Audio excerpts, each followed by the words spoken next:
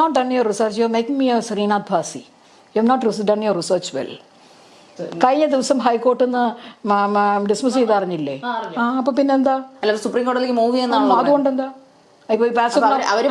As of now the position എന്താ? തള്ളി.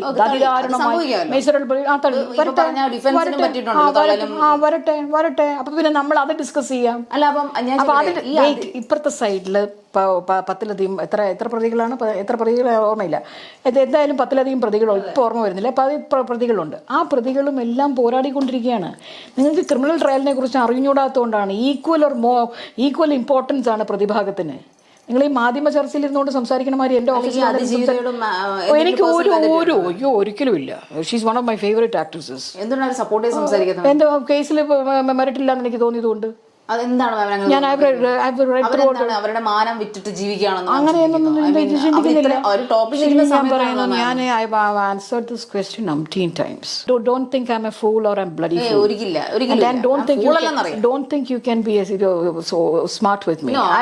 ചോദിച്ചത് കൊണ്ട് മാത്രം ഞാൻ അതിന് മറുപടി പറയാം. I have gone through every record of it, every possible documents that is accessible to me, including നിങ്ങൾ വായിച്ചോ ഈ 65 പേജുള്ള കഴിഞ്ഞ ദിവസം ഹൈക്കോടതിയിൽ നിന്ന് വന്ന ജഡ്ജ്മെന്റ്? ഇല്ല, ഹൈക്കോടതി നിന്ന് വായിച്ചു. ഞാനത് വായിച്ചിട്ടാണ് ഇരിക്കുന്നത്. അതുകൊണ്ട് ആ ഡിഫറൻസ് നമ്മളുടെ ഐക്യു നിലവാരത്തിൽ ഈ കാര്യത്തിലുണ്ടാവും. അല്ലില്ല, the more records I see, the more convinced I am that it is a false case. And I'm standing by it. I'm waiting for the judgment. Why don't you also wait?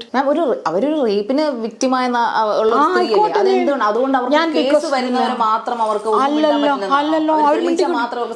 അവര് മിണ്ടിക്കൊണ്ടിരിക്കുകയല്ലേ. ഇപ്പുറത്തെ സൈഡിൽ മിണ്ടരുതെന്ന്, ദിലീപിനോട് മിണ്ടരുതെന്ന് court order ഉണ്ട്. അങ്ങനെയുള്ള ഒരു കേസിൽ എന്ത് ചെയ്യണം? സർക്കാർ സംവിധാനം 5 വർഷമായിട്ട് ഈ കേസിന് വേണ്ടിയിട്ട് സർക്കാർ ഖജനാവിൽ നിന്ന് പണം മുടക്കിയിട്ട് ട്രയൽ നടക്കുകയാണ്. ആ സമയത്ത് സർക്കാരിന്റെ തന്നെ പൈസ ഉപയോഗിച്ചിട്ട് നടത്തുന്ന ഒരു ഇവന്റിൽ കൊണ്ടുപോയി അവളെ അപരാധിക്കുക. എന്ത് പേര് അറിഞ്ഞു? മുഖ്യമന്ത്രി ഉണ്ടായിരുന്നില്ല ചടങ്ങില്. നമ്മുടെ സർക്കാരും ജനങ്ങളും അവരെ അംഗീകരിക്കുന്നു. ആരെ അംഗീകരിച്ചത്? ഏത് സർക്കാർ അംഗീകരിച്ചത്? രഞ്ജിത്തിന് രേവതിയോടും ബീന വേണുവിനോടും ഒക്കെ തോന്നിയ കമ്പത്തിന്റെ പുറത്ത് വിളിച്ചോണ്ട് വന്നതാണ് ആ പെണ്ണിനെ. പിന്നെ അത് പറഞ്ഞല്ലോ 2 ദിവസം കഴിഞ്ഞിട്ട് ദിലീപിനെ ഫേവർ ചെയ്തുകൊണ്ട് അവനെന്തോ സംസാരിക്കണ്ടായിരുന്നല്ലോ. ഇതൊക്കെ ഇവരൊക്കെ ഫ്രണ്ട്സ് ആയിരുന്നില്ലേ? നിങ്ങൾ എന്താ അത് മനസ്സിലാക്കാത്തത്?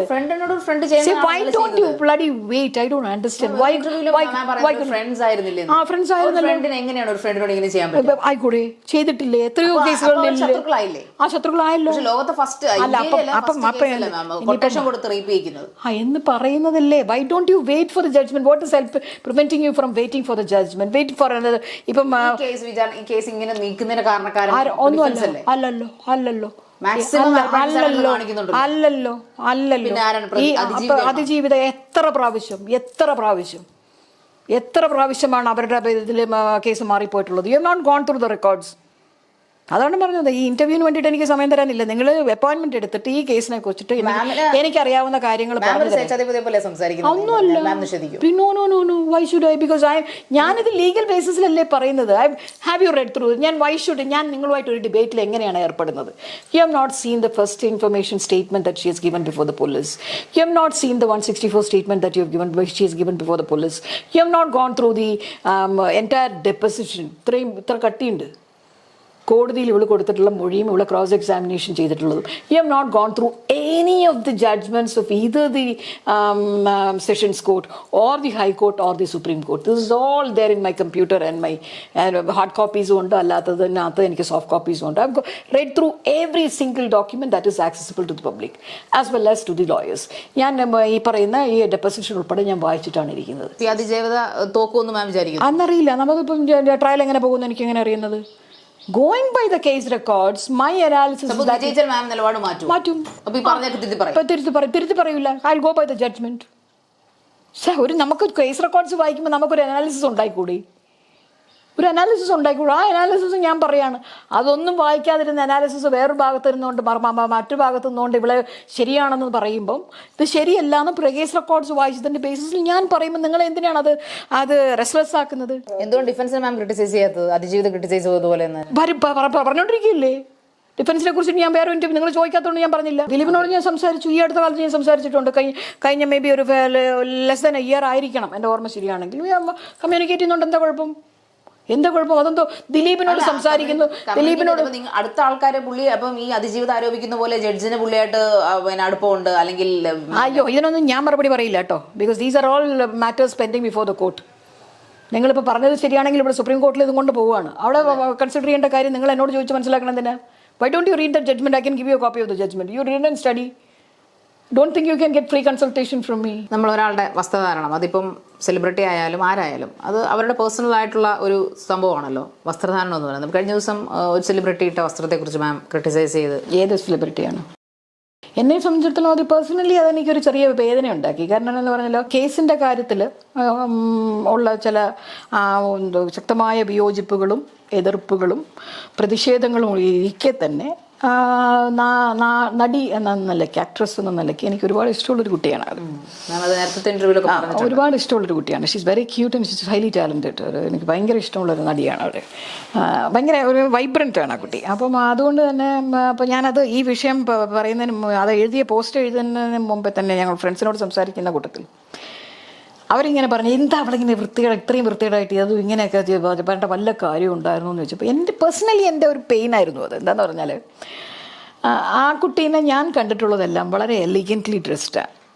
May be she has acted in other South Indian languages ആയിട്ടുണ്ട്. ഞാൻ ആ സിനിമയൊന്നും കണ്ടിട്ടില്ല. നമ്മുടെ സിനിമയിൽ അഭിനയിച്ചിട്ടുള്ളപ്പോഴും മോഡലായിട്ട് വരുമ്പോഴും പിന്നെ നമ്മളെ ഇൻ്റർവ്യൂസിലൊക്കെ കാണുമ്പോഴും അല്ലാതെ സോഷ്യൽ മീഡിയയിലൊക്കെ കാണുമ്പോഴും ഷീസ് ഓൾവേസ് എലിഗൻ്റ്ലി ഡ്രസ്ഡ്. ക്ലാസ്സാണ് അവരുടെ. അത് വെസ്റ്റേൺ വെയർ ആണെങ്കിൽ അങ്ങനെ, ഇനി എത്നിക് വെയർ ആണെങ്കിൽ അങ്ങനെ. She's modestly and very elegantly fashionably dressed. അവിടെ നമുക്കൊരു വൾഗാരിറ്റി നമുക്ക് ഫീൽ ചെയ്യില്ല. എനിക്കിതുവരെ തോന്നിയിട്ടില്ല. അത് എനിക്ക് ഭയങ്കര ഇഷ്ടമാണ് അതൊക്കെ കൊണ്ട് തന്നെ. അപ്പം അങ്ങനെയുള്ളൊരു ഈ ഒരു പരുവത്തിൽ ഞാൻ കണ്ടപ്പം എനിക്കൊരു പ്രയാസം തോന്നി.